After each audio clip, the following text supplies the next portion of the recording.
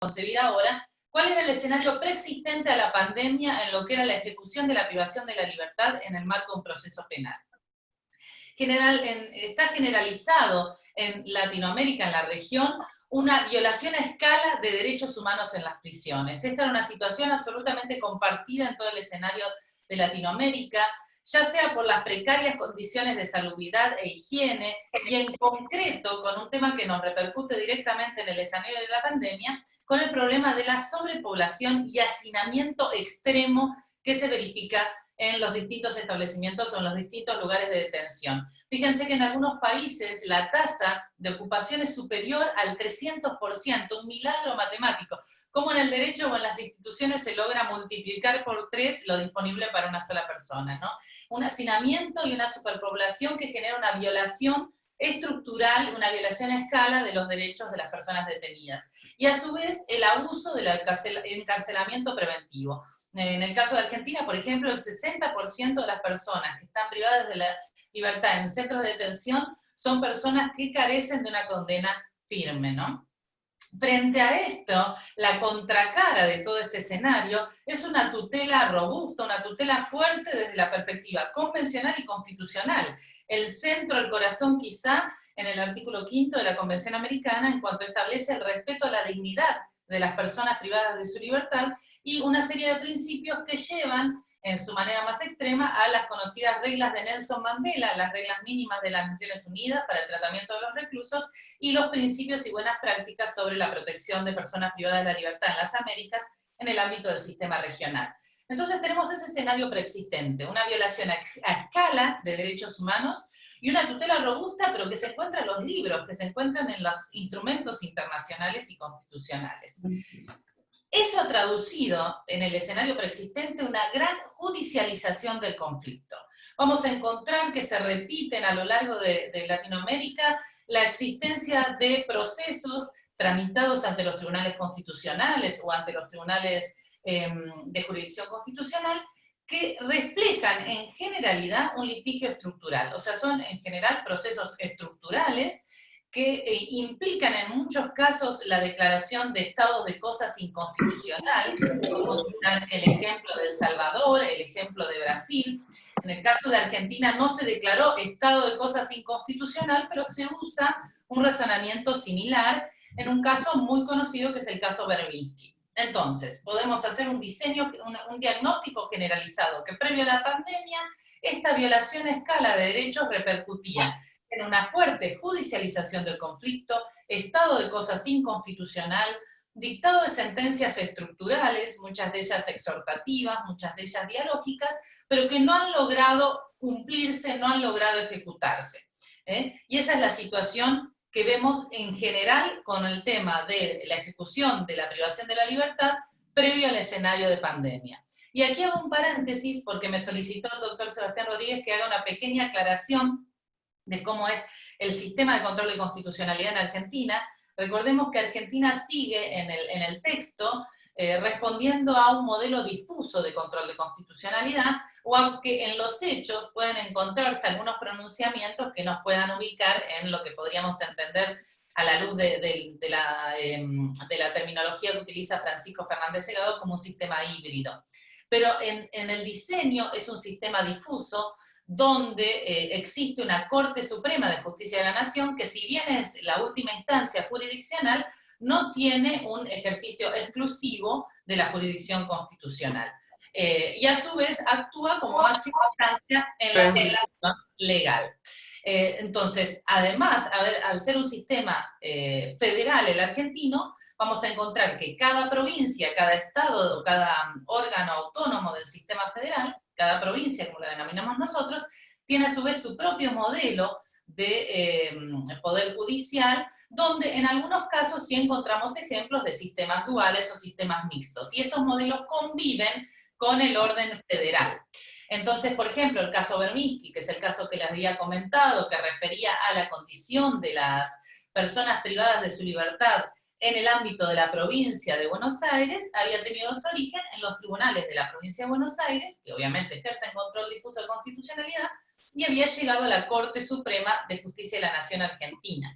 Entonces, ese caso, si bien estaba acotado al Estado provincial, tuvo una fuerte implicancia en cuanto implicó justamente el tratamiento a través de un habeas corpus colectivo de las condiciones de privación de libertad de todas las personas de la provincia de Buenos Aires. Y básicamente hubo procesos similares en algunos otros estados de la nación argentina.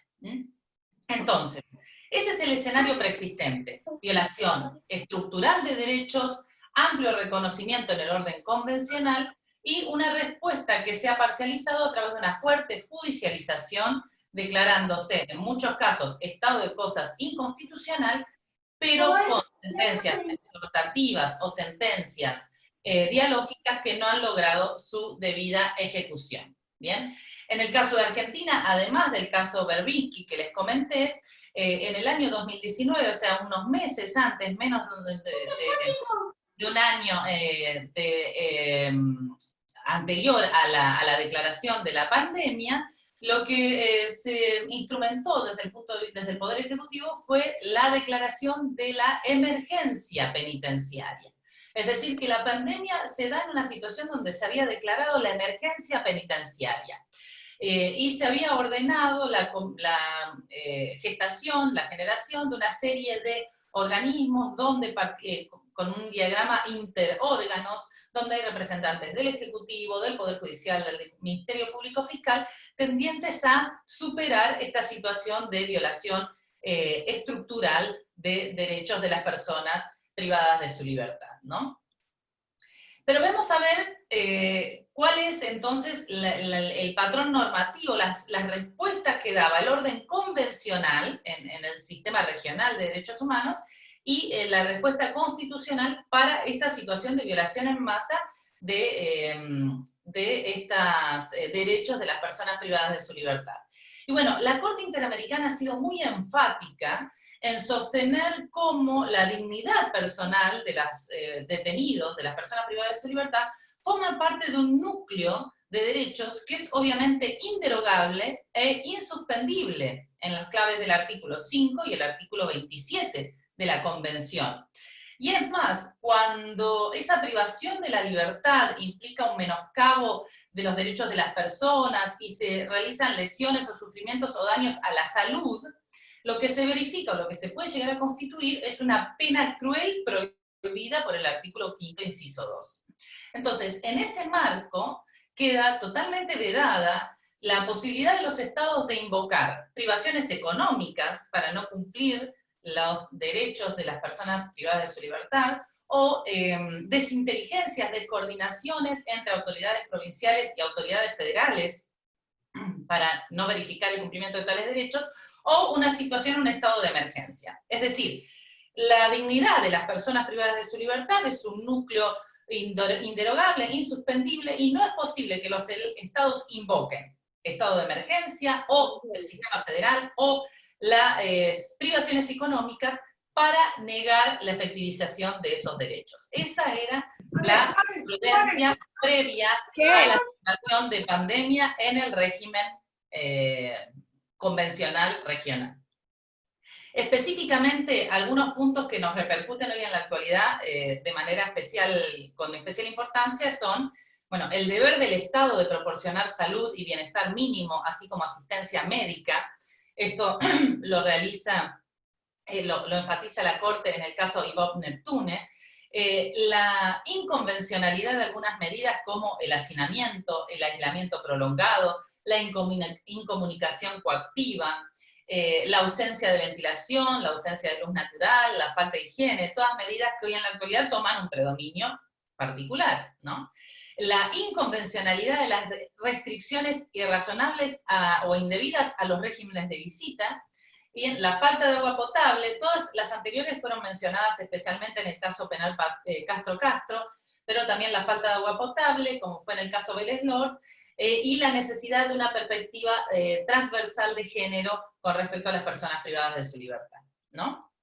Bien, este es entonces el paraguas convencional de pautas, de principios de derechos relativos a las personas privadas de su libertad, que como vemos es un paraguas muy apremiante, muy exigente para los estados, donde la Corte Interamericana ha realizado un control específico, un control muy meduloso, muy minucioso de las distintas variables de aplicación. Paralelamente, los órdenes constitucionales también prevén normas específicas en lo que hace a la pena privativa, a la pena y a la privación de libertad durante el proceso, es decir, ya sea para condenados como para procesados.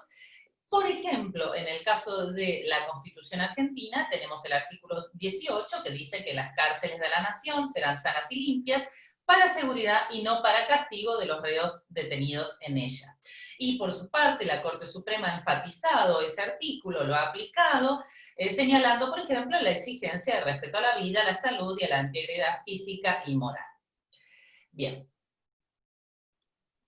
El escenario de la pandemia lo que ha hecho es visibilizar, evidenciar y ahondar la situación que se verificaba, ese escenario anterior de violación a escala de derechos.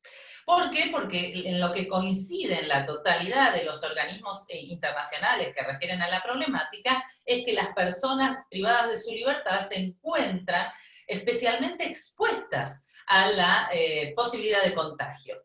Se encuentran en una situación marcada de vulnerabilidad, no solamente por su ya vulnerabilidad preexistente, sino por las condiciones en que ésta se ejecutaba. Las dificultades relativas a la problemática de hacinamiento y las dificultades relativas a las insuficientes condiciones de higiene y de atención médica han repercutido generando que el grupo de personas privadas de su libertad deba ser considerado un grupo especialmente vulnerable frente al escenario de la pandemia. En ese sentido, utilizando la terminología de la Corte Interamericana, diríamos que en este caso las personas privadas de la libertad sufren una interseccionalidad frente al escenario de pandemia. Y esto ha sostenido por la Alta Comisionada de Naciones Unidas, por la Corte Interamericana y por la Comisión Interamericana, y también por la Organización Mundial de la Salud. Todos ellos confluyen en este sentido. Ahora bien, ¿cuáles entonces son las medidas que se desprenden de esta especial situación de vulnerabilidad, de esta especial interseccionalidad que verifican las personas privadas de su libertad? Y aquí encontramos que tanto la Alta Comisionada de Naciones Unidas, como la Corte Interamericana, como la Comisión Interamericana, disponen tres tipos de líneas de acción con relación a las personas privadas de su libertad. Por un lado, exigen medidas relativas a la salud dentro de los centros de detención. Por otro lado, medidas relativas a paliar la violencia, los desbordes que puedan realizarse dentro de los centros de detención. Y finalmente, medidas tendientes a reducir la población carcelaria, medidas tendientes a producir el descongestionamiento de la población carcelaria. Entonces tenemos esas tres líneas de acción que ya vamos a ver que interpelan, que ya vamos a ver que demandan acciones diversas a los tres poderes del Estado. Mi idea en esta exposición era presentarles esas tres líneas de acción y verificar cuáles son los poderes del Estado que son compelidos, que son interpelidos por estas exigencias convencionales. Bien, entonces vamos a analizar cada una de ellas por separado. El primer punto, lo que proponen en el orden convencional, universal y regional, es, en primer lugar, medidas de prevención y medidas de contención en materia de salud de las personas privadas de su libertad. Este es un gran conjunto de medidas. Como vemos, primero hay medidas de prevención. ¿Esto qué significa? Estructurar comités que generen un diálogo entre órganos. Esto lo planteó la Alta Comisionada de Naciones Unidas y eso ya, por ejemplo, en Argentina venía ocurriendo con anterioridad, ¿no?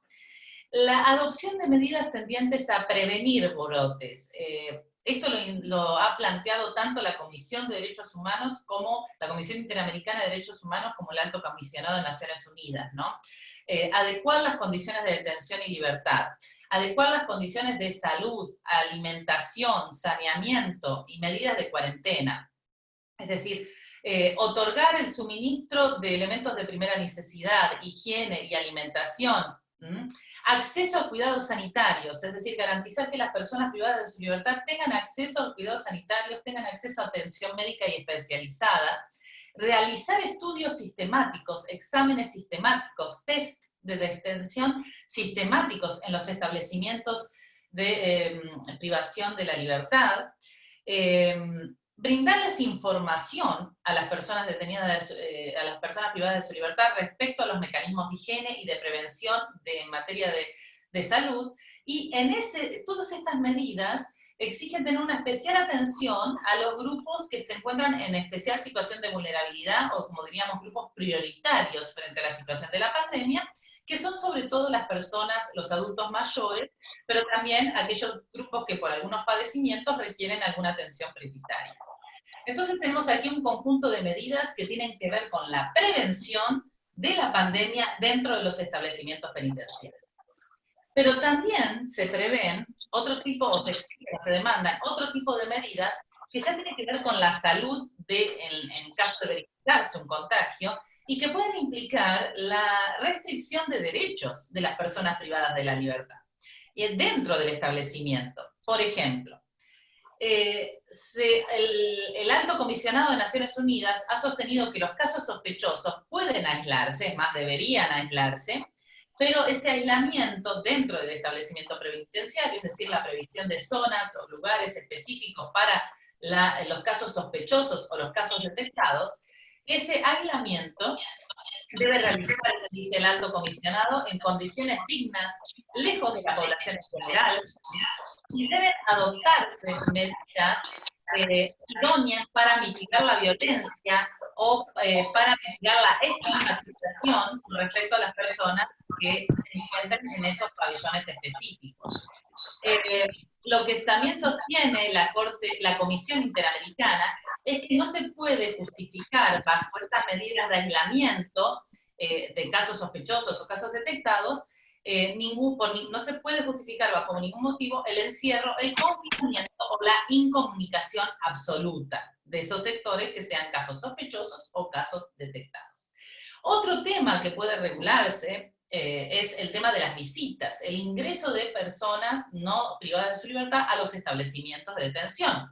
En un primer momento, la Comisión Interamericana dice, en caso de realizarse ingreso de personas, es necesario garantizar, primero prevenir, tratar de reducir el ingreso de esas personas, y en segundo término, realizar test, realizar estudios a las personas que van a ingresar a los establecimientos para garantizar que no haya una exposición de las personas privadas de su libertad a algún tipo de contagio. Y en segundo lugar, tanto del Alto Comisionado como la Comisión Interamericana, lo que proponen es sustituir el régimen de visitas familiares por otras medidas. Por ejemplo, lo que se ha propuesto es las comunicaciones telefónicas o las comunicaciones a través de mecanismos digitales.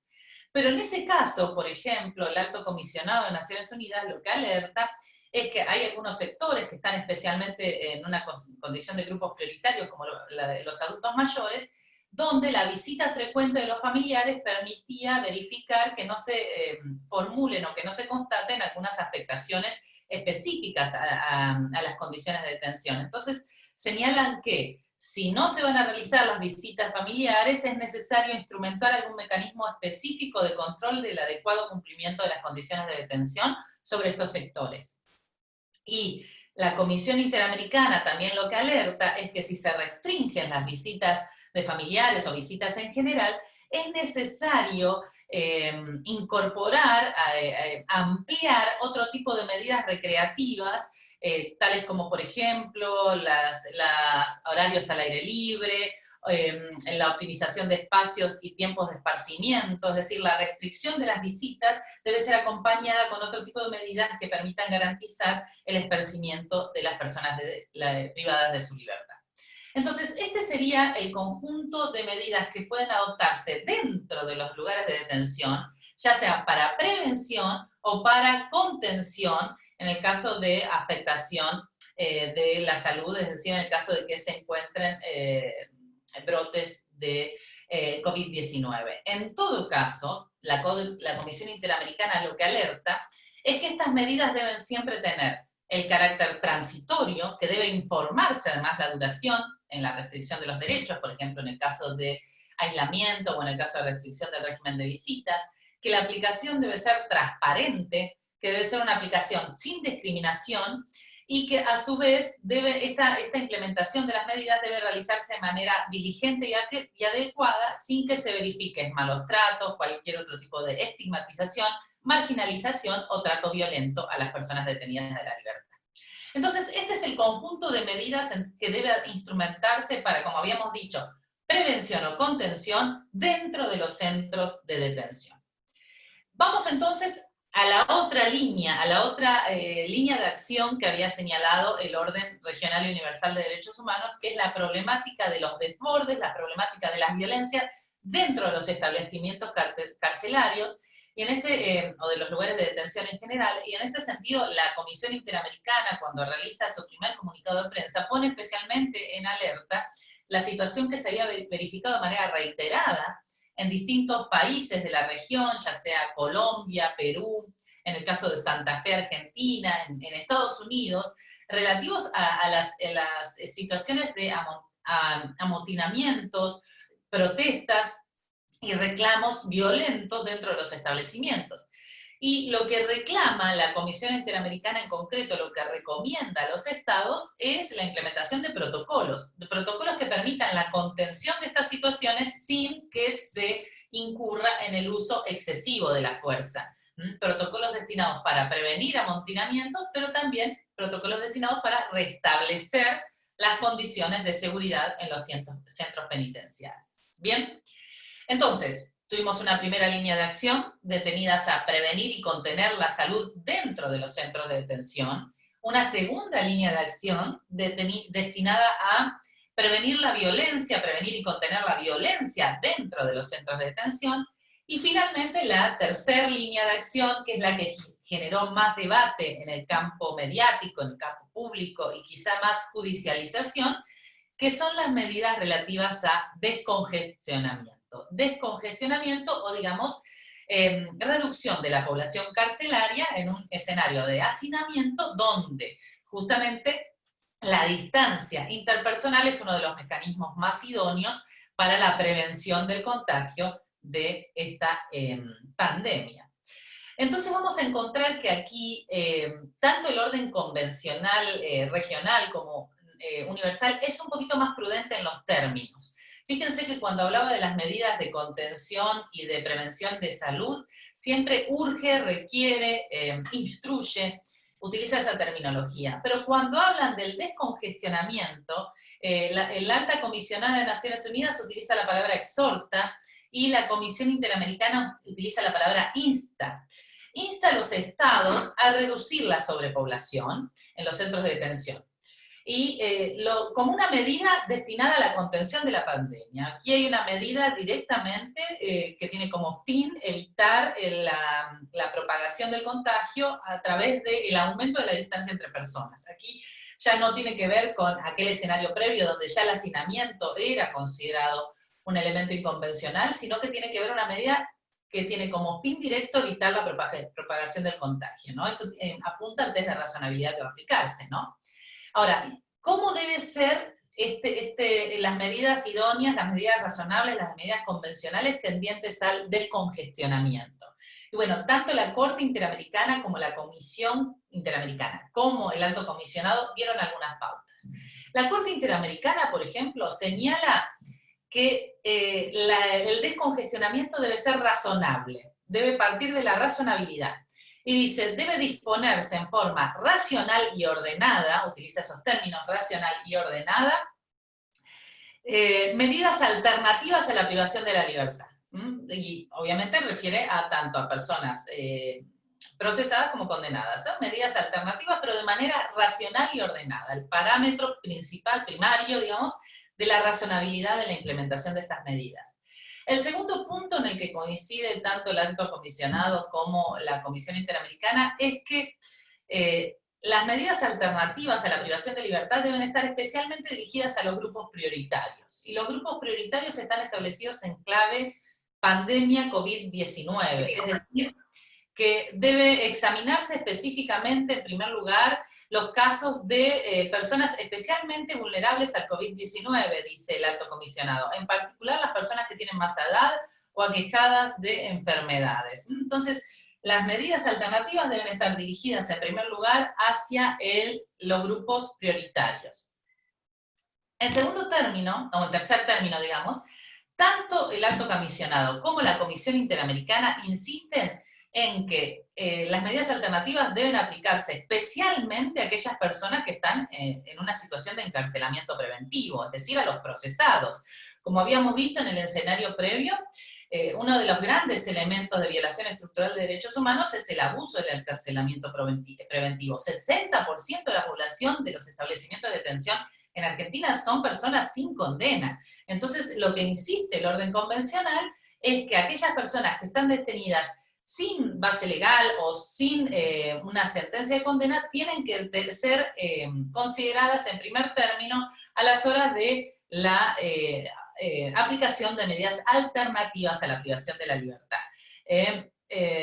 Lo que dice expresamente la Comisión Interamericana es insta a los estados a adoptar medidas, incluida la reevaluación de los casos de prisión preventiva, con el fin de identificar aquellos que pueden ser sustituidos por medidas alternativas. Entonces, deben ser medidas razonables, deben atender a los grupos prioritarios, deben referir en primer término a los casos de encarcelamiento preventivo, y finalmente vamos a encontrar también una referencia del Alto Comisionado de la Comisión a la aplicación de estas medidas, especialmente con respecto a aquellas personas que se encuentran sometidas a un proceso penal o condenadas por delitos leves o que se encuentren próximos a cumplir la condena. Esta recomendación la realizan ambos, donde dicen, bueno, a la hora de evaluar la aplicación de la medida hay que tener en consideración la pena por la que fueron condenados en su caso y la proximidad al cumplimiento de la condena. Finalmente, hay una referencia específica del Alto Comisionado de Naciones Unidas a la necesidad de aplicar esta solución con respecto a los niños y niñas privados de su libertad. Así sostiene, debe decretarse una moratoria sobre el encarcelamiento de los niños y los estados deben poner en libertad a todos los reclusos menores de edad cuando sea posible hacerlo con garantías de seguridad. Entonces, lo que es el descongestionamiento tiene como líneas de acción la razonabilidad de las medidas, la aplicación sobre todo a grupos prioritarios, el encarcelamiento preventivo, la aplicación a quienes se encuentren ante un encarcelamiento preventivo, la aplicación con respecto a personas cuyo proceso penal tuvo un origen en un delito leve o se encuentren próximas de cumplir condena, y en particular a niños y niñas. Pero en las recomendaciones que realizan tanto la Comisión, la Corte, como el Alto Comisionado de Naciones Unidas, refieren siempre a una aplicación al caso concreto, una ponderación de los distintos aspectos que tienen que ver con estos factores que fui señalando, y no lo presentan como una aplicación automática, salvo lo que hace el Alto Comisionado o la Alta Comisionada con respecto a niños y niñas, donde ahí sí aparece de una manera más apremiante, pero siempre ponderando las circunstancias de seguridad. Fíjense que ahí dice aplicación a los niños y niñas siempre que la seguridad sí lo permita. Y ahí empieza a preguntarse uno, ¿quién es el poder del Estado? ¿Cuál es la respuesta institucional que desde la perspectiva constitucional cabe dar a estas recomendaciones, a estas líneas de acción que plantea la Corte Interamericana, la Comisión Interamericana y el Alto Comisionado de Naciones Unidas? Bueno, la que realiza un análisis más específico del tema es la Comisión Interamericana, que refiere a algunas soluciones que se fueron dando en el marco de derecho comparado, y elogia, a mí me parece importante retomar una en concreto, que es la respuesta, menciona específicamente la respuesta que había dado Chile, un proyecto de ley de conmutación de penas, fíjense, un proyecto de ley de conmutación de penas a mayores de 55 si son mujeres y mayores de 60 si son varones, así como mujeres embarazadas o que permanezcan con sus hijos o hijas en recintos penales. Entonces, fíjense que entre las varias soluciones que elogia la Comisión, una de ellas es un proyecto de ley de conmutación de penas, y en la mayoría de los otros casos son o políticas adoptadas por el Poder Ejecutivo en el marco de las autoridades penitenciarias, por ejemplo en Colombia, donde elogia las políticas adoptadas por el Instituto Nacional Penitenciario y Carcelario, es decir, políticas a cargo del Ejecutivo, o también la posibilidad de la revisión jurisdiccional de las prisiones preventivas o de las modalidades de ejecución de las penas privativas de la libertad. Es decir, que si uno analiza las medidas que elogia la Comisión Interamericana, algunas de ellas son medidas adoptadas por el Poder Ejecutivo a través de las autoridades del sistema penitenciario, otras legislativas y otras judiciales. Y de hecho, a la hora de ponderar en cada escenario constitucional cuál sería el órgano interpelado por las exigencias convencionales en torno a estas demandas, tanto en materia de salud como en materia de prevención de violencia, como en materia de descongestionamiento, vamos a encontrar que todo lo que tenga que ver con la instrumentación de medidas relativas a la prevención o contención de situaciones de salud dentro de los establecimientos penitenciarios, así como las medidas relativas a violencia y prevención y contención de la violencia dentro de establecimientos penitenciarios, son medidas donde el órgano interpelado es el Poder Ejecutivo correspondiente en cuanto desarrolla la política penitenciaria, ¿no? Ahí encontramos una interpelación directa al Poder Ejecutivo. Ahora bien, las medidas de descongestionamiento sobre todo repercuten en el Poder Legislativo o en el Poder Ejecutivo dependiendo de la modalidad, Poder Legislativo o Poder Judicial, dependiendo de la modalidad que adopten. Esto va a depender justamente, la reiteración de la palabra depender, para dar una respuesta en este sentido habrá que partir de cada régimen constitucional concreto. En el caso de Argentina, si se trata de un indulto o una reducción de la pena, lo que vamos a necesitar, si es una reducción de la pena, no una modificación de la modalidad de ejecución, lo que vamos a necesitar es la intervención del Poder Ejecutivo, porque el indulto y la conmutación de penas en el orden constitucional argentino deben ser adoptadas por el Poder Ejecutivo. Por el otro lado, si lo que tenemos es una modificación general de la pena, lo que vamos a ubicar la figura es en el marco de la amnistía, por lo que en el caso del diseño constitucional argentino, correspondería a su articulación a través del Poder Legislativo.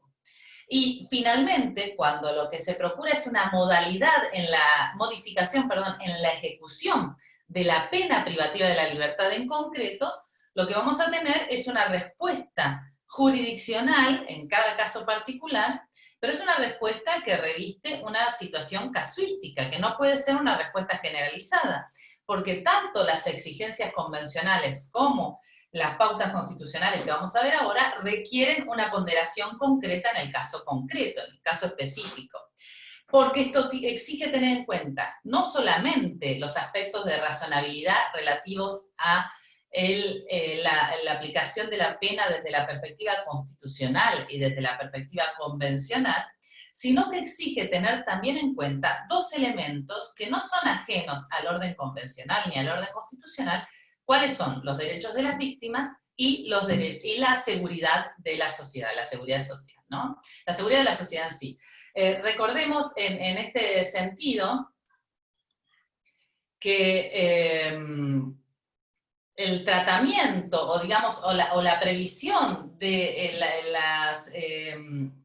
los derechos, la consideración de los derechos de la víctima, y en particular el derecho a la no revictimización, ha sido un elemento troncal, no solamente en el nuevo paradigma de la concepción de la víctima, un nuevo paradigma que ha sido tratado por el derecho penal, sino que también ha recibido tratamiento convencional. La misma Corte Interamericana ha planteado la inconvencionalidad de las medidas de revictimización, en particular, específicamente, cuando tratamos de algunos grupos vulnerables, como sería niños, niñas y adolescentes víctimas de abusos sexuales, ¿no? Como ha señalado, por ejemplo, en el caso BRP contra Nicaragua. Pero la misma Corte Interamericana ha señalado la trascendencia y la inconvencionalidad de la revictimización de algunos sujetos o de toda víctima de un delito penal, y en particular de algunos sujetos especialmente vulnerables. Entonces, en la aplicación de la recomendación relativa al descongestionamiento debe tenerse especialmente en cuenta evitar caer en aspectos inconvencionales tales como la revictimización en el caso particular, sujetos vulnerables o de las víctimas en general. Y por otro lado, también repercute la problemática de la seguridad de la sociedad. Fíjense, por ejemplo, en el caso constitucional argentino, el artículo 18 de la Constitución argentina, cuando refiere a las cárceles, señala las cárceles deben ser sanas y limpias para seguridad y no para castigo de las personas detenidas en ellas. Y la doctrina constitucional ha planteado si cuando se consagraba ese principio de seguridad se refería a la seguridad de las personas detenidas o también a la seguridad de la sociedad. Y en ese sentido hay algunos sectores doctrinarios, como Montes de Oca, que han planteado que refería también a la seguridad en general, a la seguridad también de la sociedad. Esta dicotomía entre si debe o no considerarse a los derechos de las víctimas y a la seguridad social puede encontrarse en un ejemplo muy interesante de la respuesta jurisdiccional que se le ha dado a este tratamiento por parte de Argentina. Como les había señalado antes, y ya con esto vamos cerrando, en Argentina tenemos un sistema difuso. Entonces hemos encontrado tratamiento jurisdiccional de esta problemática en distintos estados, podemos ver o en distintas dimensiones, ¿no? Podemos ver, por ejemplo, los pronunciamientos de la Corte de la Jurisdicción o de distintos jueces de la provincia de Buenos Aires, y también tenemos respuesta de distintos jueces en el interior del país y respuesta de lo que sería el Poder Judicial Federal, ¿no? Y en ese sentido, en la Cámara Federal de Casación Penal se dictó una acordada que sería el máximo órgano jurisdiccional en materia penal previo a la Corte Suprema. La Cámara Federal de Casación Penal dictó una acordada con respecto justamente a la implementación de estas directrices convencionales con respecto al, a la reducción del hacinamiento en los lugares de detención. Y vemos que esa acordada tiene tres votos distintos, tres perspectivas distintas que reflejan de alguna manera las posiciones de la sociedad. Un voto que es minoritario, que es el de la doctora Figueroa, lo que sostiene es la aplicación lisa y llana de los estándares convencionales, es decir, que la acordada lo que hace es directamente trasladar las exigencias, en este caso específico era de la Comisión Interamericana, hacían referencia a la declaración, a la resolución de la Comisión Interamericana, la 1-2020, donde se trasladaban todos estos estándares. Otro voto, que es el voto de la mayoría, lo que hace es analizar estos estándares y trasladarlos a la realidad normativa, o sea, a lo que es la normativa infraconstitucional argentina, y entonces, por ejemplo, recomienda la Cámara de Casación a los tribunales inferiores bajo ella que adopten medidas alternativas al encierro, tales como prisión domiciliaria, mecanismos de control o monitoreo, como son las famosas tobilleras, y el orden o las directrices de aplicación de alguna manera reflejan las directrices que había establecido la Comisión Interamericana, ¿no? Personas en prisión preventiva, personas con delitos de escasa lesividad o no violentos, que no representen un riesgo procesal significativo, que no haya una situación de riesgo procesal cuando se trata de encarcelamiento preventivo, que hayan superado los plazos ya previstos por ley para el encarcelamiento preventivo. Y en el caso de personas condenadas, personas que no estén ya en virtud de un encarcelamiento preventivo, sino una condena, la posibilidad de prever mecanismos alternativos al encierro refieren a personas condenadas por delitos no violentos, personas que se encuentren próximas a cumplir la pena, vemos en ese sentido que se toman los principios internacionales, personas que ya estaban en condiciones de acceder a la libertad asistida, régimen de libertad asistida, mujeres embarazadas, mujeres encarceladas con sus hijos e hijas, personas que pueden ser expuestas a mayor riesgo de su salud en virtud de la pandemia, como serían adultos mayores, personas inmunodeprimidas, personas con enfermedades crónicas, etc. Y lo que establece la mayoría de la Cámara Federal de Casación es un patrón de ponderación que va a ser casuístico. Dice, las evaluaciones en cada caso deberán determinar si es posible proteger su salud, si permanecen detenidas, considerar factores que con el tiempo, como el tiempo de pena cumplido, la gravedad del delito, etc.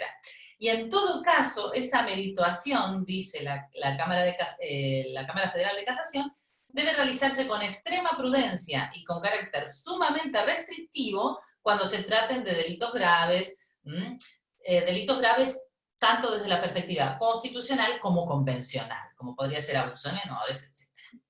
Entonces vemos una primera posición que es aplicación lisa y llana del orden convencional, una segunda posición que es la posición mayoritaria, que lo que establece es un diálogo con las exigencias convencionales trasladándolas al orden interno, pero tienen en cuenta la gravedad del delito, la situación de cada persona, y siempre se da como una merituación casuística. Y finalmente, otro voto que tiene la firma de 2 miembros de la Cámara, que lo que dice, lo que sostiene es que los jueces deben ponderar en cada caso concreto sometido a su jurisdicción, deben resolver sin desconsiderar los riesgos procesales y sin obviar principios de razonabilidad y proporcionalidad, sin desatender el particular interés y atención de las víctimas ni la protección general de la sociedad. O sea, aquí vemos en un voto, en este caso minoritario, la exigencia de aplicar esa razonabilidad que presenta la Corte Interamericana, la Comisión Interamericana y ACNUR, pero teniendo en cuenta la situación de los derechos de las víctimas y la protección general de la sociedad. En resumen, cuando el descongestionamiento se traduce al Poder Judicial, esto exige una ponderación específica y particularizada, que va a ser diversa si se trata de personas sometidas a un encarcelamiento preventivo o personas condenadas, condenadas a penas privativas de la libertad, en virtud de una condena firme, va a ser diferente el estándar, pero que en todo caso exige la consideración de los derechos de la víctima y la seguridad de la sociedad. Esto implica también, avanzando ya sobre los aspectos procesales, que esta ponderación no se puede hacer en un proceso de naturaleza colectiva. En el caso, por ejemplo, de la provincia de Buenos Aires, en Argentina, ocurrió que se inició un amparo colectivo a favor de todas las personas privadas de su libertad que se encontraban en una situación de peligro particular frente a la pandemia, frente a la posibilidad de contagio de COVID-19. Y si bien en su momento se despachó de manera favorable ese habeas corpus colectivo, la Corte Suprema de Buenos Aires sostuvo que no se dan las condiciones necesarias para tratamiento como proceso colectivo. ¿Por qué? Porque recordemos que para que se verifique un proceso colectivo, lo que necesitamos es homogeneidad de la clase, es decir, que se den patrones de homogeneidad, que la afectación sea sustancialmente semejante a la totalidad de la clase, y esa circunstancia no se verifica con relación a todas las personas privadas de su libertad, porque es necesario ponderar en cada caso concreto los aspectos relativos a el tipo de delito cometido, la cantidad de tiempo de cumplimiento de condena, la situación de si era un encierro preventivo o por condena, y también los aspectos relativos a la no revictimización. Bien, entonces, en resumen, si bien y frente a un escenario grave y dramático de violación estructural de los derechos de las personas privadas de su libertad, como era el preexistente a la pandemia que nos convoca, la situación de emergencia que estamos viviendo lo que ha implicado es una visibilización y además una interseccionalización del conflicto, de tal manera que las personas privadas de su libertad se encuentran en una situación especial de vulnerabilidad que requiere tratamiento específico, que requiere tratamiento inmediato. En 3 líneas: prevención y control de la salud, prevención y control de las situaciones de violencia y resolución del problema de hacinamiento a través de medidas de descongestionamiento.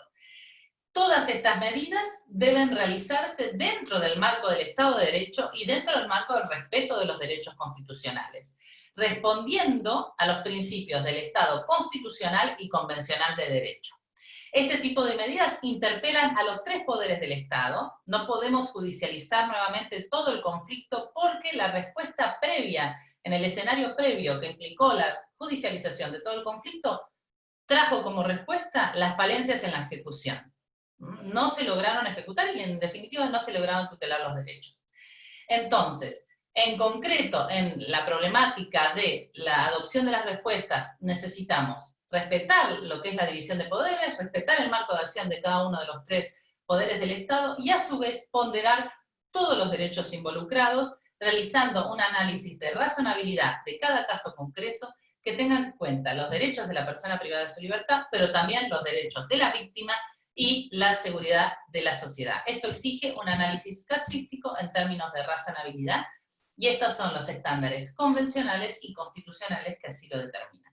Bueno, estoy dispuesta, espero escuchar a sus preguntas y agradezco nuevamente a las autoridades del Instituto Panameño de Derecho Constitucional por esta oportunidad. Muchas gracias, María Sofía. Ha sido una brillante exposición, muy clara, muy bien argumentada, con mucha evidencia también. Creo que todavía la audiencia que tenemos hoy, que son casi 50 personas, está procesando mentalmente todo lo que nos han dicho, ¿verdad? Pero me parece que ha sido verdaderamente una intervención muy completa. No hay en todos los temas que ha traído la pandemia para el derecho constitucional, definitivamente el tema carcelario no es uno de los más salientes. La gente se ha preocupado por otras cosas primero antes de preocuparse por la población de privados de libertad, como es de esperar. Pero igual hay que enfocar ese tema. Creo que tú lo has hecho de una manera que es ilustrativa y pedagógica para todos los países de la región. No son solamente temas argentinos, creo que son temas importantes para toda la región. Paula Montefiore tiene unos comentarios aquí. Le abro el micrófono a Paula para ver si quiere hacer algunos comentarios de viva voz. ¿Dónde está Paula? Hola, Adelante, buenas Paula. tardes. Sí, adelante. Buenas tardes a todas y a todos. Bueno, yo soy defensora actualmente en materia de ejecución de penas en la provincia de Entre Ríos. Y la preocupación, bueno, en primer lugar, excelente la exposición de Sofía, siempre me sorprende con el amplio análisis de todas las temáticas en materia constitucional. Y lo que más me preocupa, más allá de las medidas de descongestionamiento y de reducir la sobrepoblación, estamos trabajando en eso, a pesar de la resistencia social y mediática, es de qué manera podemos evitar la violencia intramuros si todavía tenemos que mantener medidas de salubridad como la suspensión de las visitas. La suspensión de las visitas y la suspensión de las salidas sociofamiliares y sociolaborales. Hay personas que no han podido ir a velorios, a despedirse de sus familiares, no nos han autorizado, tampoco traslados, y tampoco eso se ve compensado en la práctica con un acceso efectivo a la comunicación, porque la mayoría de los protocolos de celulares que se han aprobado son bastante restrictivos. Entonces, por ahí creo que este momento de paz que todavía tenemos, con una suspensión sin límite de la comunicación familiar, realmente es una preocupación. Bueno, eso quería manifestarle, a ver qué opina. Muchas gracias, Paula. Muchas gracias. María Sofía, ¿te parece si tomamos un par de preguntas y después contestas? ¿Sí? Le paso la palabra al profesor Daniel Salzay, por favor.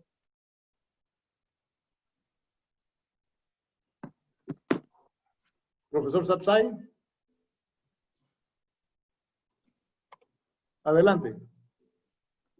Estaba pidiendo por chat a Jorge Llanareas que quería hacer uso de la palabra en nombre de la Comisión Argentina de Derecho Constitucional para agradecer esta importante colaboración horizontal entre 2 secciones del Instituto Iberoamericano de Derecho Constitucional, en particular al presidente de la sección panameña, que ha tenido a bien invitarme hace 2 sábados y que ahora la invita a una brillante constitucionalista argentina como la doctora María Pía Sagüez, como han podido escuchar, que nos ha deleitado con un tema tan delicado y que en Argentina precisamente ha levantado mucha polvareda.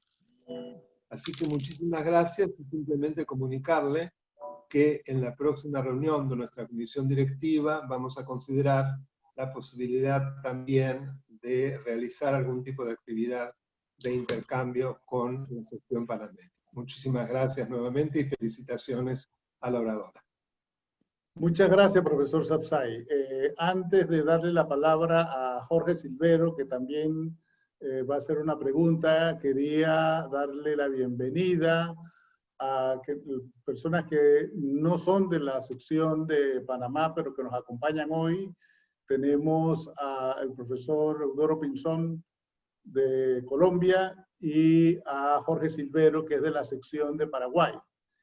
También nos acompaña hoy un miembro del Consejo Asesor del Instituto Panameño, que es el expresidente de la Corte Suprema de Justicia de Panamá, el ex magistrado Adán Arnulfo Arjona. Bienvenido, Adán Arnulfo. Entonces, Jorge, te paso la palabra.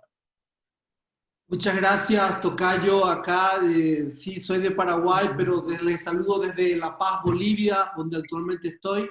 Un saludo a los colegas, hay muchos conocidos en este chat, realmente impresionante. Y bueno, claro, todos vinieron a escuchar a Sofía, que una vez más cumplió con el nivel que siempre nos ha demostrado, ¿verdad?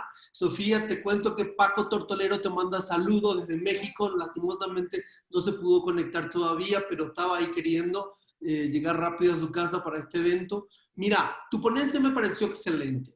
Me gustan cuando las ponencias son metodológicamente bien estructuradas y las partes se pueden ir distinguiendo claramente y el contenido que fuiste dando fue de lo mejor. Me queda claro de que tanto a nivel nacional argentino como a nivel interamericano, la parte normativa del problema, que se dedica al problema, está bien, es decir, en ningún momento de parte tuya fue una cuestión de que la convención era inexacta o tal tratado, sino al contrario, incluso desde los organismos internacionales de derechos humanos, tanto el sistema interamericano como el sistema universal, citaste también una serie de lineamientos, exhortaciones, recomendaciones que desde tu parecer si se aplican, estarían dando una respuesta acertada a la situación. Entonces, en líneas generales, como que el marco que nos expusiste está como que adecuado para resolver y abordar el problema que estás tratando. Mi pregunta es, y mi preocupación va más allá al tema de la implementación. Es decir, yo sí creo que no estamos fallando en que no tenemos ley o tenemos una ley deficiente o tenemos un tratado deficiente, sino lo que estamos fallando en nuestros países es en la implementación de todo este marco normativo. Porque la Comisión Interamericana, el Alto Comisionado, incluso tienen estos documentos que dijiste, las recomendaciones y exhortaciones, donde ahí uno ya tiene un lineamiento de acción para trabajar, uno en cada país. Es decir, entonces yo sí creo que lo que estamos fallando es en la estructura nacional, en los organismos nacionales, donde que sean capaces de implementar esto. Te doy un ejemplo. En Paraguay somos miembros del protocolo optativo contra la tortura. Argentina creo que también lo es. Este protocolo entró en el 2006. Y se creó un mecanismo institucional, en Paraguay se llama mecanismo, que en otros lados tienen otro nombre, para implementar este tratado. Y parte del trabajo de ellos es visitar las cárceles para ver la situación y ver que no haya penas crueles ni nada de ese tipo de cosas. El tema está en que yo veo en que la gente del mecanismo que trata de implementar el protocolo es gente que tiene todo el conocimiento necesario normativo.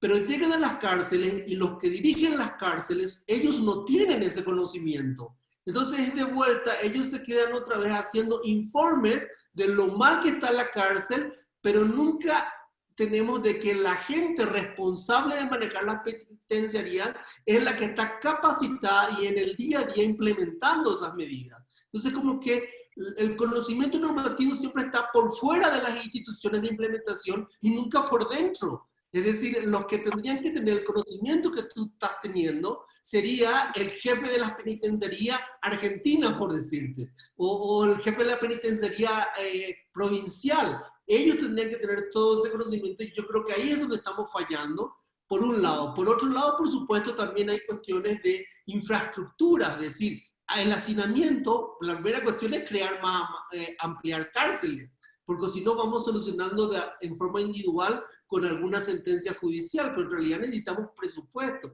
necesitamos planificar en lo que va con el presupuesto provincial o nacional y tomar una serie de medidas. Entonces, no me extiendo más, nada más en ese sentido, si te parece que la implementación está siendo un grave problema con respecto al tema que estás abordando.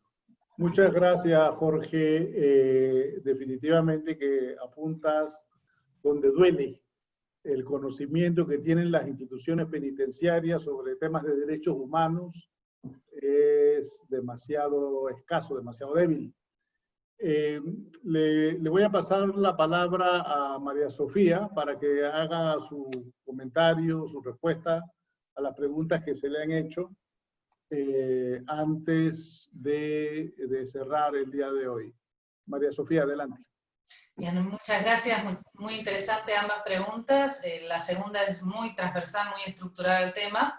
Voy a hacer respuestas sintéticas con respecto a la aclaración de Montegnori, creo que es Paula, tu nombre, se me complica ahora llegar a tu lugar en la cuadrilla. El tema de las visitas ha recibido un tratamiento específico por el ACNUR, la Alta Comisionada, y por la Comisión Interamericana, donde señala la problemática de cómo la restricción de las visitas puede afectar marcadamente y sobre todo exponencialmente la modalidad de ejecución de la pena. Sobre todo, por ejemplo, la Alta Comisionada cuando dice la problemática de la restricción de visitas es que se elimina un elemento de control de la modalidad de ejecución de pena. En muchos casos, las personas sujetas o las personas en situación de vulnerabilidad, especialmente los adultos mayores, las visitas permitían monitorear la condición en que se encontraban. Entonces, al no darse las visitas, es necesario establecer un mecanismo de control más afianzado respecto a las condiciones en que realizaban la detención este grupo de personas. Pero además, la Comisión Interamericana señala, si vamos a reducir las visitas, que deben ser razonables y deben ser temporarias, porque esas pautas se le aplican a toda restricción de medidas, además es necesario enfatizar y ampliar las medidas de recreación, la posibilidad de acceso a espacios abiertos, al aire libre, por el impacto psicológico que implica la restricción de visitas. Y por otro lado, recordemos que la Comisión Interamericana ha dicho todas estas medidas de restricción, incluso la de aislamiento de las personas que tengan la enfermedad en lugares específicos de tratamiento dentro de los establecimientos penitenciarios, o aislamiento de los casos sospechosos, nunca pueden implicar incomunicación total. La incomunicación total está prohibida. Entonces, me parece que es importante entender que estas medidas de tratamiento, de prevención de la enfermedad, no pueden implicar un trato inhumano, cruel, y no pueden implicar incomunicación absoluta o aislamiento absoluto. Ese sería el límite. Claro, ¿cómo? Bueno, ahí plantearon la posibilidad de videoconferencia con los familiares. En el caso de Argentina, generó un gran conflicto el protocolo de entrega de celulares, porque en muchos casos, algunas personas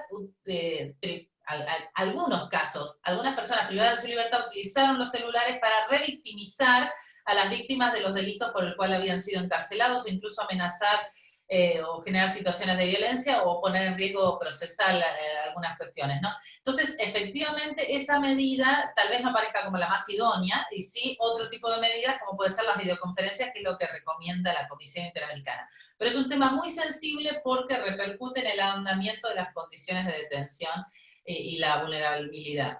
En ese sentido es muy importante. Con respecto a la aclaración, la intervención que hizo el doctor Sarsay, quiero incluir un detalle. En Argentina implicó un alto grado de judicialización de el descongestionamiento generó un alto grado de judicialización en un escenario donde el Poder Judicial está en general en feria. Digo en general en feria porque a partir de los últimos días se han abierto muchas de las ferias judiciales que se habían declarado en algunas provincias, pero a nivel nacional estamos con feria judicial y eso repercute en los sistemas, en los tribunales penales que tienen una atención de guardia o una atención más reducida. Entonces, en un escenario general del tribunal en feria, sin embargo, se adoptaron muchas decisiones en materia de prisiones, encarcelamiento preventivo o sustitución de la pena privativa de la libertad. Y en su gran mayoría no se hicieron lugar a los pedidos de sustitución. En los casos casuísticos a nivel federal me refiero. Hay un estudio del Ministerio Público de la Defensa que dice que solamente menos de un 20% de los casos se acogió el pedido. O sea, repercutió en una gran judicialización del conflicto y recibió gran atención de los medios, mucha atención de los medios.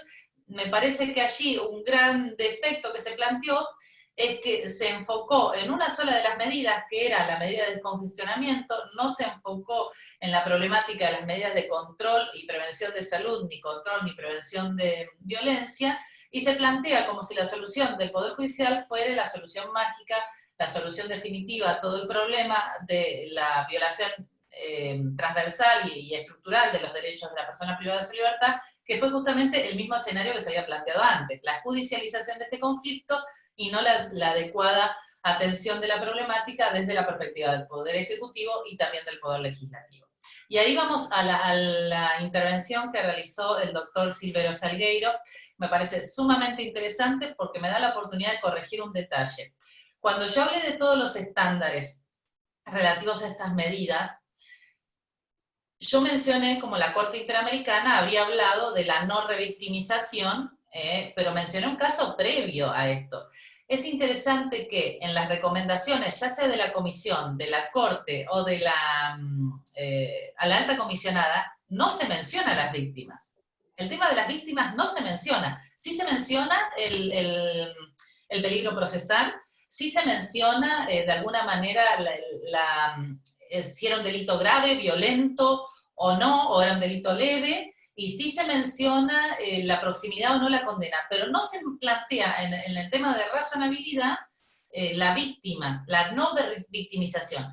Eso lo incorporé yo porque entre los estándares convencionales está la no revictimización y como sabemos, el sistema interamericano introduce de manera muy contundente el nuevo paradigma de la víctima al punto tal de darle locus standi judicio adentro del sistema. Entonces, me parecía que es un elemento propio del orden convencional. Si bien es un elemento propio, no está visibilizado por ni la Comisión ni la Corte Interamericana en las recomendaciones que hicieron. Aclaro que esas recomendaciones son declaraciones que fue adoptando progresivamente, en algunos casos hasta comunicados de prensa. Entonces, lo que podemos pensar es que está íncito, está presumido, está consabido, que no puede darse la revictimización, pero no está mencionado, lo cual es un punto muy interesante, usted lo señaló. Entonces, hay respuesta convencional muy satisfactoria, pero no plena, porque la víctima no aparece como específicamente mencionada. Y en lo que refiere a usted a la necesidad de incorporación de los estándares convencionales a lo que es la política penitenciaria llevada adelante por las autoridades penitenciarias, la ACNUR, la alta comisionada, lo primero que recomendó fue respuesta a través de comités interórganos. O sea, lo primero que recomienda es que se trabaje con comité interórganos, es decir, con la representación de los distintos estamentos. Y de hecho, en Argentina, frente a la crisis o emergencia penitenciaria que se declaró el año pasado, lo primero que se hace es un comité interórganos, ese comité de crisis, donde tiene representantes del Poder Judicial, recordemos que nosotros no tenemos sistema concentrado, representantes del Ministerio Público, que en el caso de Argentina es un órgano extrapoder, y representantes del Ejecutivo. Entonces, obviamente no saneó el sistema, no es que digamos nuestro sistema de privación de libertad es convencional, pero una respuesta, por lo menos por parte del Alto Comisionado de Naciones Unidas a la problemática que usted señala, que es una especie de esquizofrenia, un órgano es muy convencional mientras el otro órgano no incorpora esos patrones convencionales, se podría dar en estos comités intraórganos que permita la deliberación y la construcción de políticas públicas convencionales y constitucionales, ¿no? No es una solución mágica, pero podría ser un camino de incorporación de los contenidos convencionales que usted alertaba. En fin, no hay una respuesta única, pero sí exige una respuesta en el marco del Estado convencional y constitucional de derecho, en el marco de las exigencias constitucionales. Nosotros sabemos que los derechos de las personas privadas de su libertad no son suspendibles. El artículo 5 remite, o mejor dicho, el 27 remite al 5, no son suspendibles, pero el Estado de Derecho y la división de poderes tampoco, entonces la respuesta debe ser conforme a esas exigencias convencionales y constitucionales. Muchas gracias, María Sofía. Tengo dos preguntas en el chat que te voy a leer. La doctora María del Carmen Molares, de Argentina, dice, quisiera consultar si la Corte de la Provincia de Buenos Aires dio alguna recomendación al Ejecutivo de manera concreta a los fines de resolver la cuestión estructural de la situación carcelaria. Lo había hecho... Sí, esa es una. Sí. De Panamá, de la provincia de Chiriquí, tengo acá una pregunta de Blanca que dice, lo cierto es que para los jueces de ejecución es obligatorio hacer la ponderación teniendo en cuenta los riesgos anotados. Y una última pregunta de Domingo Rondina, de Argentina también.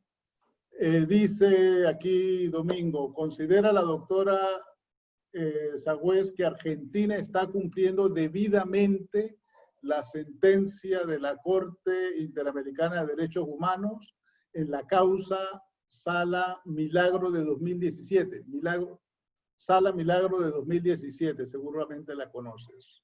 ¿No debería en este contexto de pandemia atenderse con más urgencia este grave caso de detención arbitraria? Hay un par de preguntas más abusando de la confianza. Dice acá, esta pregunta es de Pablo Roberto Toledo. ¿Cómo se traduciría la protección de las víctimas en las medidas de descongestionamiento? Por ejemplo, beneficio de prisión domiciliar. Habría que escucharlas antes de cualquier decisión. Y por último, una pregunta de Yamilet Bellido, de Panamá, dice, ¿qué recepción han tenido las recomendaciones dadas por organismos mencionados en el caso de las medidas relativas a los y las menores de edad en los centros de detención? Con eso cerramos la fase de las preguntas. Adelante, María Sofía.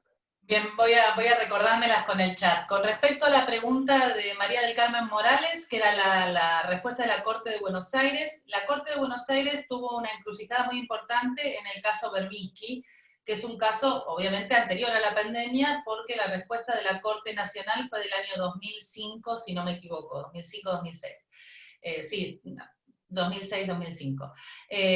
Ahí la Corte de Buenos Aires había rechazado un habeas corpus colectivo en la tutela de las condiciones de detención de todas las personas privadas de la libertad en Buenos Aires, que hablaba tanto de condenados detenidos con procesados, menores detenidos con adultos, y hacinamiento, condiciones, metros cúbicos por persona, etcétera, etcétera.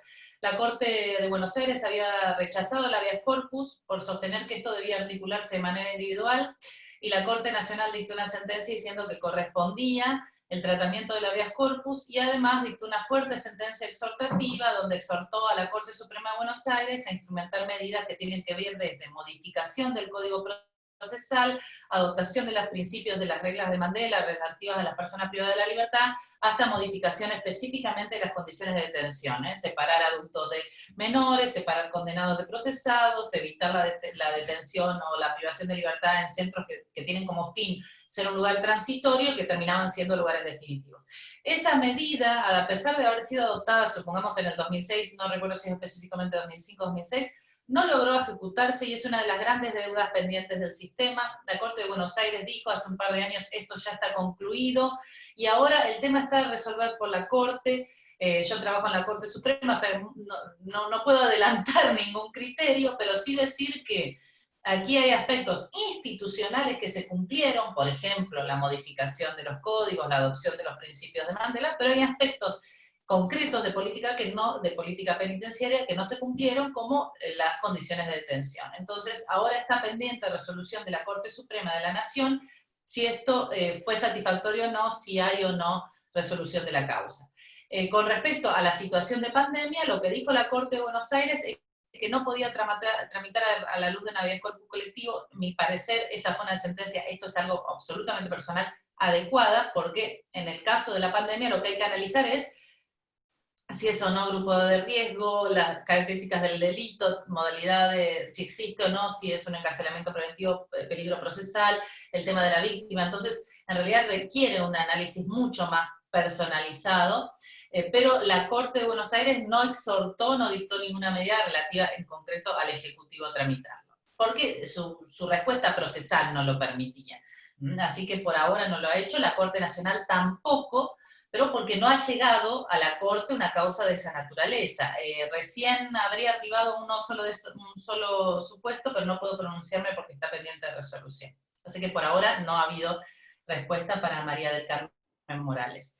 Con respecto a la pregunta de Romingo Rondina, que me le reí porque es un amigo, es bastante insidioso, es bastante, lo digo en el buen sentido, va a aspectos medulares. Creo que no era una resolución, no era una sentencia, si no me equivoco, no me acuerdo si era una medida cautelar de la comisión o una medida provisional de la Corte, lo de Milagro Sala en su momento, y no tengo entendido que haya algún planteo en concreto de Milagro Salas hoy ante el Poder Judicial respecto a ella, específicamente a su situación.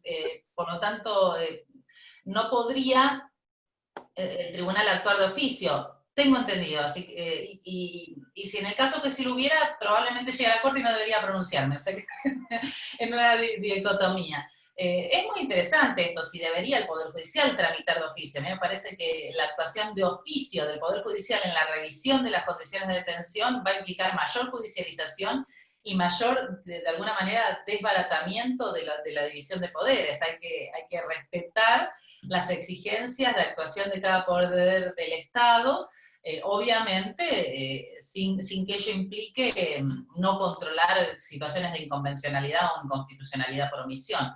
Pero me parece que específicamente ese caso no ha llegado a conocimiento, así como está planteado, no ha sido planteado ante la Corte. Así como ha sido, digamos, introducida la pregunta por Domingo, no ha llegado a ser planteado ante tribunales. Y en el caso que se plantea ante tribunales, habría que verificar si la situación de la señora Sala se da o no a alguno de los aspectos que señala la Corte Interamericana y la Comisión Interamericana para dar lugar a una variación de la modalidad de ejecución de su detención. Con respecto a Pablo Toledo, muy buena pregunta. ¿Qué se hace con la víctima? Bueno, sabemos que la Corte Interamericana ha introducido un nuevo paradigma de la víctima, lo cual implica otorgarle un locus standi judicio en el orden convencional, lo cual fue revolucionario en el orden convencional, ¿no? En aquel momento, hace ya muchos años, y que implica también escucharle y darle un grado de participación idóneo en lo que es el proceso penal. Entonces, en ese sentido, podría instrumentarse a través de escucharla, pero me parece que lo más importante es instrumentar medidas de cuando se resuelva la modificación de la forma de ejecución de la privación de la libertad, tener en cuenta que sean medidas que no generen una situación de revictimización. Ha habido casos que han llegado a los medios, en el caso de Argentina, muy palmarios, o sea, un caso de violencia doméstica, una persona condenada por violencia doméstica, a quien se le otorga arresto domiciliario en la misma casa de la persona que había sido víctima. Es un absurdo, es evidente. Otro supuesto es el caso de la persona de abuso sexual de menores, que se le otorga prisión domiciliaria en el mismo, a metros, en la misma manzana de donde viven los menores, la menor que había sido víctima del hecho ilícito, ¿no? Y estamos hablando de condenados. Entonces me parece que en ese caso el juez no necesita dar intervención a la víctima porque generaría una revictimización, sino que lo puede tener en cuenta a la hora de ponderar otra medida alternativa, ¿no? Habría que ver cada caso concreto, pero obviamente sí tiene tener en cuenta el impacto de la decisión en evitar una revictimización. Bien, después de El tema de los menores, yo no estoy al tanto de medidas concretas que hayan implicado la aplicación directa de la decisión que adoptó el alto comisionado. Recordemos que es una recomendación que adoptó la alta comisionada y que por lo tanto no podría dársele el predicamento que se le puede otorgar a una sentencia o una medida cautelar o una medida provisional, ya sea de la Comisión o de la Corte Interamericana. Es una recomendación del alto comisionado, ¿no? Como tal, no haría res judicata en el sentido convencional, ¿no? Bien, hay un comentario del doctor Silverio Salgueiro, que estoy de acuerdo con lo que usted sostiene, sin duda, y bueno, creo que con eso ya estamos en las respuestas, ¿no? Sí, muchísimas gracias, María Sofía. Leo en voz alta el comentario del doctor Eduardo Esteban Galicchio. Dice, magnífica presentación con estupenda estructuración y solvencia en las respuestas a las diversas preguntas. Con eso le paso a la palabra a Sebastián Rodríguez Robles, presidente de la sección de Panamá, para el correspondiente cierre. Adelante, Sebastián. Muy buenas tardes a todos los colegas argentinos y panameños que hoy nos acompañan. Para mí es una emoción muy grande tener a María Sofía de expositora. Tengo una relación de amistad de muchos años con ella y con el profesor Sagüez, y los lazos de comunicación entre Panamá y la Argentina en derecho constitucional siempre han sido muy fuertes. Yo quiero agradecer muy especialmente a la Asociación Argentina de Derecho Constitucional, liderada por el doctor Daniel Sapsay, y quiero expresar el orgullo y la satisfacción de escuchar a María Sofía con una extraordinaria ponencia en donde todos hemos aprendido mucho.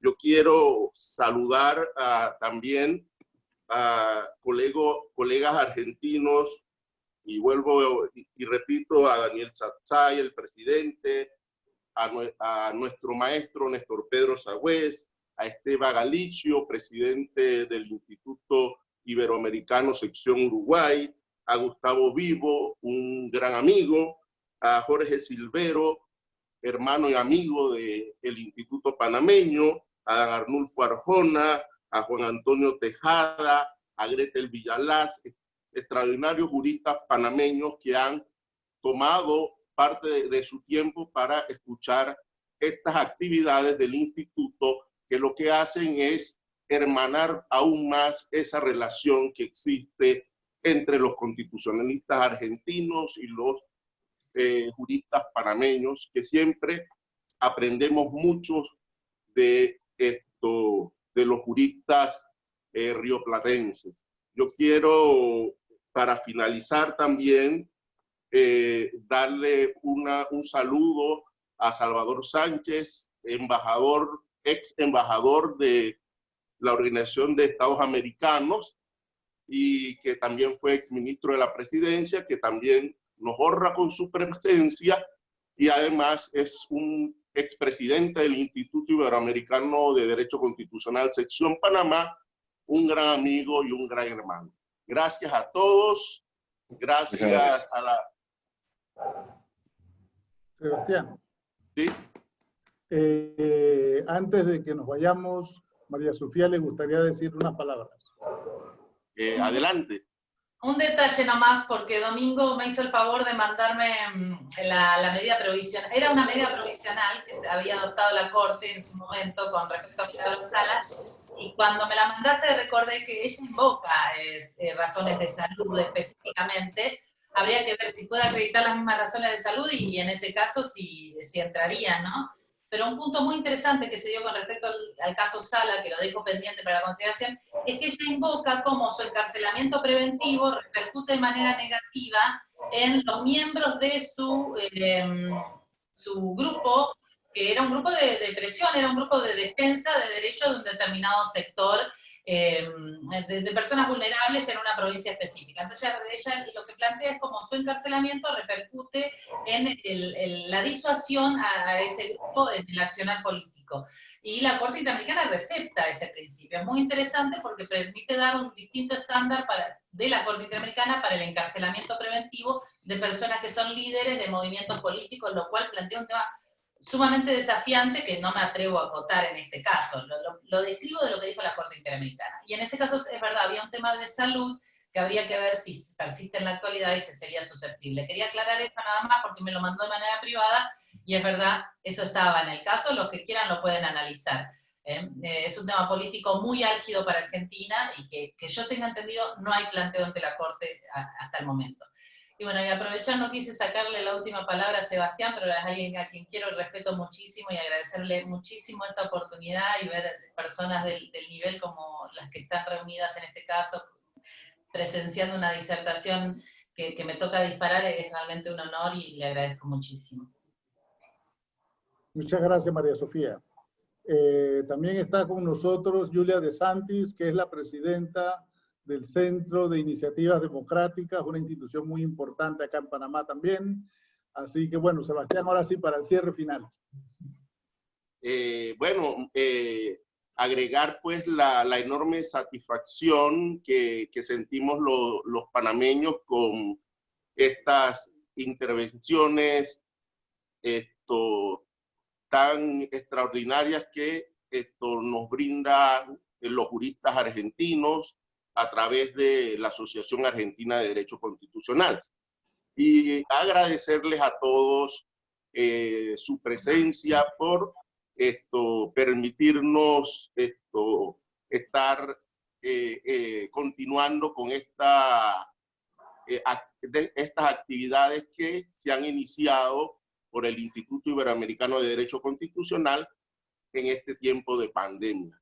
Así que salud para todos, cuídense mucho y se les quiere. Gracias. Buenas tardes.